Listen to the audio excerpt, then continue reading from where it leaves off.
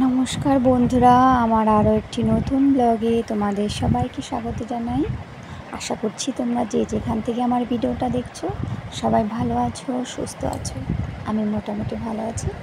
আজকে ভিডিওটা আমি আমার ঘর ঝাড় দেওয়া থেকে, আমার ঘরটা ঝাড় দিচ্ছি সেখান থেকেই শুরু করেছি। অন্যান্য ঘরগুলো সব ঝাড় দেওয়া হয়ে গেছে। এখানে দেখলে আমার মেয়ের খেলনাগুলো ওখানে থাকে, একটু সরিয়ে সরিয়ে ঝাড় দেওয়া। আসলে আমার রুমটা ঠিকঠাকই আছে, কিন্তু প্রচুর জিনিসে ভর্তি, জানো তো। রুমের ভিতরে ঠিকঠাক জায়গাটাও নেই, বিভিন্ন জিনিসে জায়গাগুলো জুড়ে গেছে। ঘরটা ঝাড় দেওয়ার পরে ওদিকে রান্না তো বসানো আছেই, জানো তোমরা। রান্না করার ফাঁকে ফাঁকেই তো কত কাজ করতে হয়। আমার মেয়ে এখনও ঘুমোচ্ছে, জানো।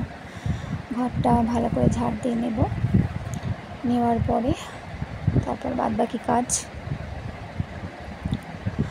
আজকে আমার ভিডিওটা যদি ভালো লেগে থাকে তোমরা অবশ্যই লাইক করো, লাইক দিয়ে অবশ্যই পুরো ভিডিওটা দেখো। পুরো ভিডিওটা দেখার অনুরোধ রইল তোমাদের কাছে। আর কমেন্টে জানিও ভিডিওটা কেমন লেগেছে, আর শেয়ার করো তোমার বন্ধুদের কাছে, আর সাবস্ক্রাইব করে আমার চ্যানেলটির পাশে থেকো। আচ্ছা, এখানে আমি এখন টিফিন করব। মেয়ের টিফিন করা হয়ে গেছে, মোটামুটি সবারই হয়ে গেছে। আমি এখন আম দিয়ে, কলা দিয়ে আর এই মুড়ি দিয়ে খাবো। কলাটা মেয়ের জন্য দিতে যাচ্ছিলাম, ও বললো খাবে না, ও আম দিয়েই রুটি খেয়ে নিচ্ছে।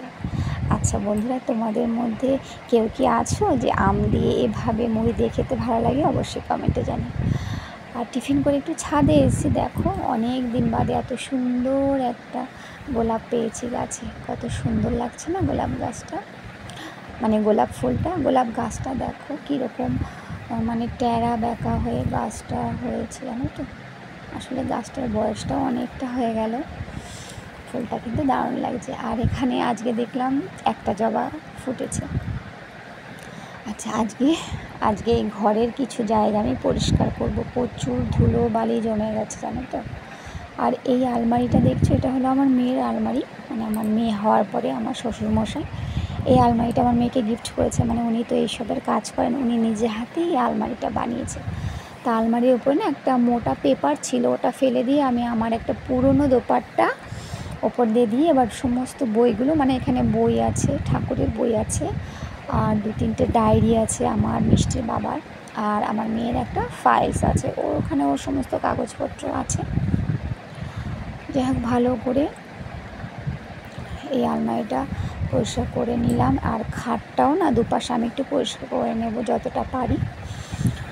আর জানো তো, এই যে পাশে বললাম না 3তলা বাড়ি হচ্ছে, এই বাড়িটা ভগবানই জানে কবে কমপ্লিট হবে। 3তলা বাড়ি কমপ্লিট করা তো চারটেখানি কথা না, অনেকটা সময়ের ব্যাপার। আর এই জানলা দিয়ে প্রচুর ধুলোবালি, সিমেন্ট তো আসেই, কিন্তু দেখো না, এই গরমে তো আর জানলা আটকে থাকা সম্ভব না।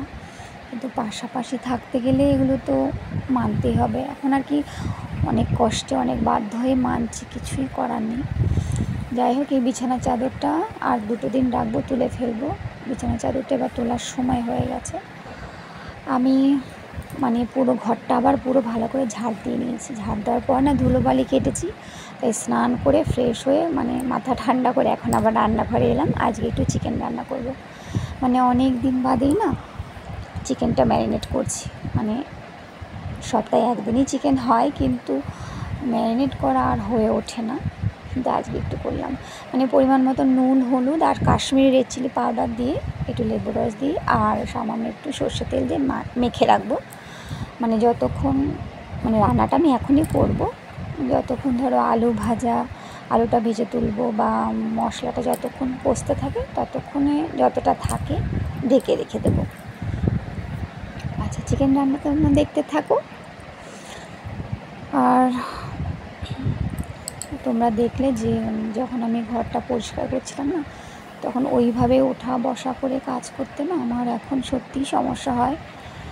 আর সত্যি কথা বলতে এখন সারাদিন সেই কোন সকালে উঠে যাই, সারাদিনে একটা সময় পরে দেখায় কোমরে অনেকটাই যন্ত্রণা হয়। একটু বিশ্রাম না নিয়ে একদমই উপায় নেই। মশলাটা পুরো কষানো হয়ে গেছে, সমস্ত কিছুই দেওয়া হয়ে গেছে মশলাতে। এবার ম্যারিনেট করে রাখা চিকেনটা দিয়ে দিলাম। রান্নাটা তোমরা দেখতে থাকো। রান্নাটা কেমন হয়েছে অবশ্যই কমেন্টে জানিও, কিন্তু সেভাবে তোমাদের পুরোপুরি রান্নাটা দেখাতে পারলাম না, যতটা সম্ভব দেখালাম। আর এই ধুলোবালি পরিষ্কার করলে জানো তো আমার ভীষণ হাঁচি হয়, মানে একটু ডাস্ট অ্যালার্জির সমস্যা আছে আমার, মিষ্টির বাবার দুজনেরই। মিষ্টির বাবা তো নাকে মাস্ক পরে ঝাড়া পোছা করার দরকার হলে করে নেয়, আমি সেটা পারি না। যাই হোক, আমার চিকেনটা কষানো অনেকটাই কমপ্লিটই হয়ে গেছে, কষানোটা হয়েই গেছে। এখন পরিমাণ মতন জল দিয়ে চিকেনটা পুরো রান্না করে নেব। আর আমার মেয়ে থেকে থেকে এসে বলবে, মা রান্না হয়েছে, কখন খাবো, এরকম বলতে থাকবে। আচ্ছা এই দেখো পুরো রান্নাটা হয়ে গেছে। আচ্ছা চিকেনের কালারটা কেমন হয়েছে তোমরা কিন্তু কমেন্টে অবশ্যই জানিও। আচ্ছা আর তো পরে আর ভিডিও করিনি, আজকে প্রচণ্ড পরিশ্রম হয়ে গেছে, একটু কষ্ট হয়ে গেছে। যাই হোক, এখন সন্ধে হয়েছে, সবে সন্ধে হয়েছে। আমি জামা কাপড়গুলো সকালে যখন ছাদে গেছিলাম না, নিয়ে এসেছিলাম, সেগুলো এখন আমি ভাঁজ করে আলনায় গুছিয়ে রেখে দেবো। আর আমার মেয়ে দেখো কী করছে, ওর কিছু খেলনা নিয়ে এসেছে, ও এখন গুছিয়ে রাখবে বলছে, তাই আমাকে বলছিল আমি গুছিয়ে রাখি, আমি যে রাখো, এই চললো দুজনে মিলে। যাই হোক, আর আমার মেয়ে জানো তো, ধরো যখন আমি ভিডিও করি, মানে এতটাই বুদ্ধি ওর, ও ভিডিওর সামনে এসে দাঁড়াবে, মানে ক্যামেরার সামনে এসে দাঁড়াবে। আচ্ছা ওর পাশে এক দিদি বলতে আমার বান্ধবীর মেয়ে, ওকে একটা আম দিল, সে আমটাই আমার হাতে দিল। আচ্ছা ভিডিওটা তো আর বেশি বড় করব না, এখানেই রাখবো আজকে ভিডিওটা। দেখো শাড়িটা আমি ভাঁজ করে নিয়েছি, আলমারিতে রেখে দেবো। এই শাড়িটা তো জানোই তো রং ওঠে, তাই তোলা তোলা করেই পরি, আগের ব্লগে বলেছিলাম। খুব কমই পরি শাড়িটা, আমার খুব প্রিয় তো। আচ্ছা ভিডিওটা এখানেই রাখি, তোমরা ভালো থেকো, সুস্থ থেকো, সাবধানে থেকো।